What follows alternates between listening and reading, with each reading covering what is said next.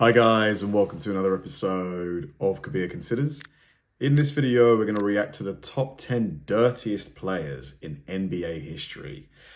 Now, I would call myself a fan of the NBA. I don't watch that much of it, but I do, I'm up to date with who is in the playoffs, the better teams, the teams that aren't doing so well, the players that are quite popular at the moment.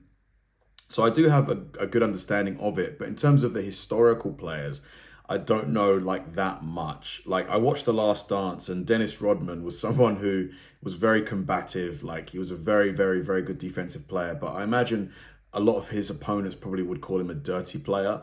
And I've always wondered, who are the dirtiest? Who are the players that have the worst reputation? I imagine Draymond Green might be on this list because, I think he got suspended, didn't he, this season for, was it choking somebody? But yeah, who else makes up this list? Yo, what's going on guys, it's Lightning Quick Gaming, and today I'm back with another video. Now today we're going to take a look at the top 10 dirtiest players in NBA history. These will include players you would never expect and players who would be willing to tell you how dirty they were and not be ashamed about it. So let's get into it. Now we're going to start off with an honorable mention. We got Draymond Green. Now Green hasn't been playing long enough to earn himself a spot on the list, but I'm sure in a few years he probably will have one. Most of his dirty antics are actually very recent, including with him getting suspended of Game 5 of the NBA Finals because he had too many flagrant fouls. And if you want to know how dirty he is, just ask Steven Adams. Moving on to number 10. We have Ron Artest. Artest, or Metta World Peace, is no Metta World Peace. The league is a dirty player. 2004 might have been his top year, starting out with probably his most famous story, the Malice in the Palace. Late in a regular season game, with the Pacers up 15 with under a minute to go, Artest fouled Ben Wallace on a drive to the hoop. Wallace thought the foul was a bit too hard and he shoved him. Whoa! Turned into a massive brawl, didn't it? To Artest's credit, he went over and laid on the scorer's table to try to calm down and let the refs handle the situation. What happened next, though, is as bad as it gets in the NBA. Again, a little credit to Artest, however, he didn't start this fight either, although he didn't make what he did okay. A fan proceeded to throw a beer bottle at him, and Artest jumped into the stands and started fighting and punching the fans. God. What makes it worse is that moment ruined the Indiana Pacers season, where they had a big chance of going far in the playoffs. Oh, man. Another example is So he cost his team a potential championship. Oh, man. Pulling down Paul Pierce's pants during a regular season game. Pierce, however, hits a three in his face on the same possession. The final one, well, you could just ask James Harden what he thinks. Oh! Oh my God! Why did he do that? Oh, Number 9. Karl Malone and John Stockton. Known mostly for being one of the best duos in NBA history. Yeah, Ron Artest, man. Was he okay up there? Some of this stuff just seems so unnecessary. The Malone-Stockton duo is one of the most dirty duos of all time. John Stockton is very surprising because his antics were never really caught by the refs or TV.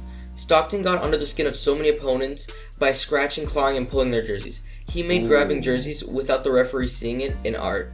He was so good at it that he got away with it most of the time without anybody knowing besides the player affected. Karl Malone is famous for his elbows. Jeez. Whenever he came down with the rebound, you could count on his body twisting and his elbow flying, destroying anything in their path.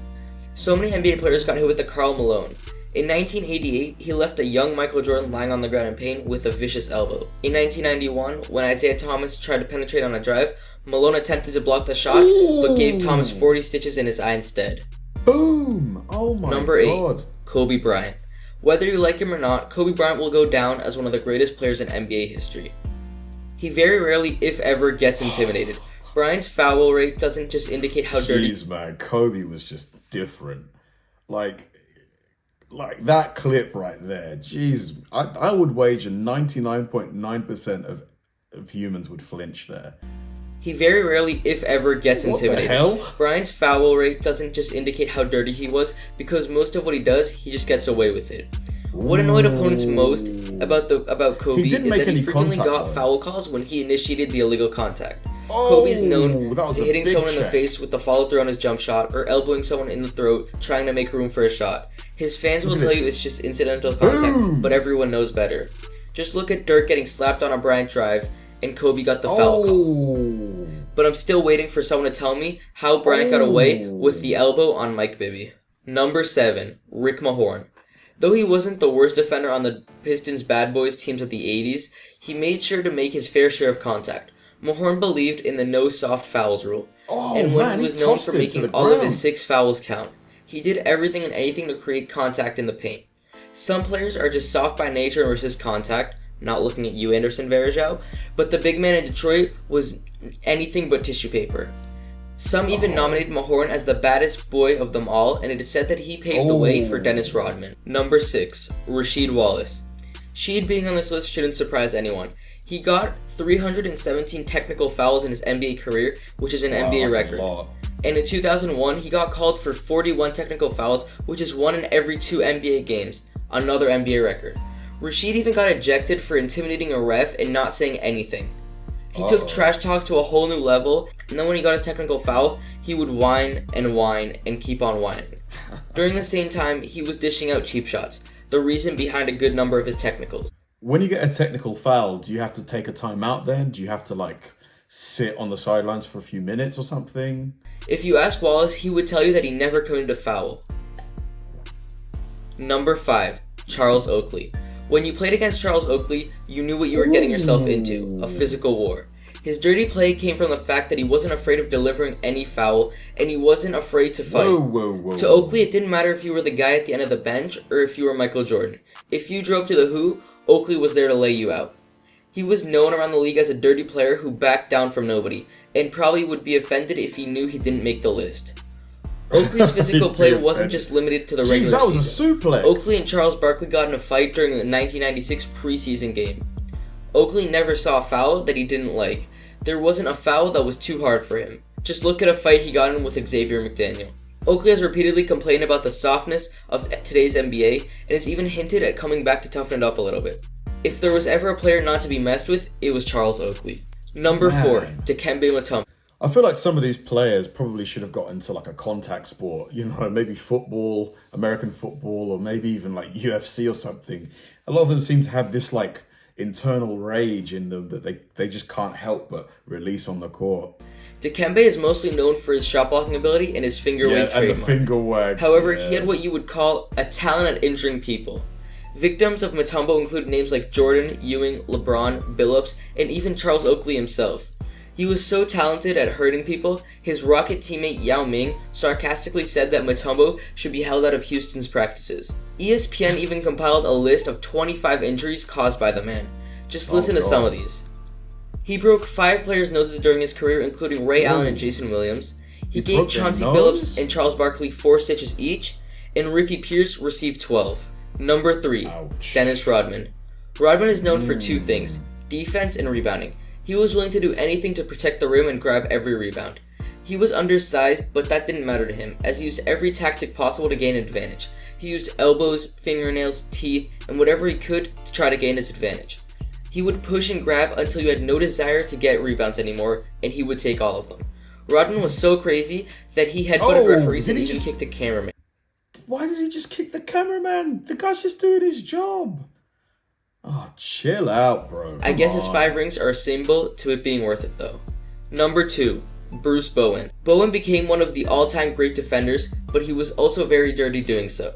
In addition to grabbing, pushing, and tugging, Bowen had a famous habit of slipping his foot underneath the player as he went up for a shot. That's the worst and most dangerous thing a player can possibly do. Landing on top of feet has destroyed seasons and careers. You do that a few times and your opposing players have it in their heads. When you're worried about coming down on someone's foot, it affects your shot. If you need an example of how dirty he was, just take a look at an example when he kicked Wally Zerbiak in the face. And finally, number 1, Bill Laimbeer. Bro, come on.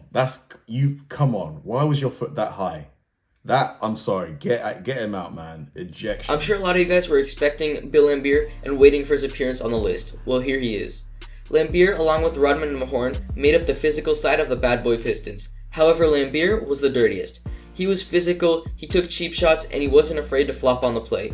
Laimbeer wasn't just dirty, he did it proudly, and he offered no apologies for it. He simply did what he had to do in order to win. So there you guys have it. I hope you enjoyed this video, and make sure to give it a thumbs up. Unbelievable. Yikes. Man, that was, some of those plays were just incredible. in today's league, the guy who kicked the dude in the head, that would probably be a multi game suspension. Like, what Draymond Green did, a few months back, which got him suspended for like, was it 10 games or so? Was nothing compared to that. Like, yeah, a lot of the game has definitely gotten a lot more clean. I know some of you will say the word soft. Some of you will probably say too soft. Maybe it has become too soft, but I definitely think, like at the end of the day, if you're having careers ended, seasons ended, you got to do something about that, haven't you? Thanks for watching, guys, and I'll see you in the next one.